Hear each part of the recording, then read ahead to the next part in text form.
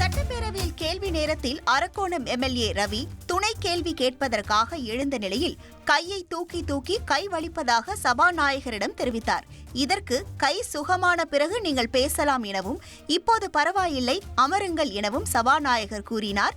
இதனைத் தொடர்ந்து பேசிய அமைச்சர் துரைமுருகன் எம்எல்ஏக்கள் சட்டப்பேரவையில் நையாண்டி செய்யக்கூடாது என கண்டிப்புடன் கூறினார்.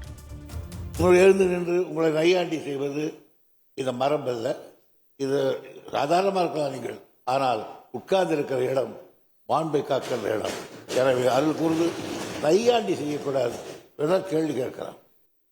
இல்லை, அதே மாண்புமிகு உறுப்பினருக்கு 3 துணை கேள்வி கொடுத்துருக்கிறேன். 3 மெயின் கேள்வி கொடுத்து அதில் 6 கேள்வி கேட்டிருக்காங்க. மொத்தம் 9 கேள்வி கேட்டிருக்காங்க. உங்க கட்சியிலே KA பாண்டியன் ஒரே ஒரு கேள்வி இதுவரை கேட்கல. இன்னைக்கு தான் ஒரு துணை கேள்வி கொடுத்துருக்கேன். அதுக்கே அருண்மொழி தேவன் எனக்கு ஏன் தரல? இப்படி 10 பேர் ரெக்கவுண்ட் பண்ண வேண்டிய அவசியம் கிடையாது. அது ஏன் உரிமை, நான் யாருக்கு கொடுக்கணும்னு எனக்கு தெரியும்.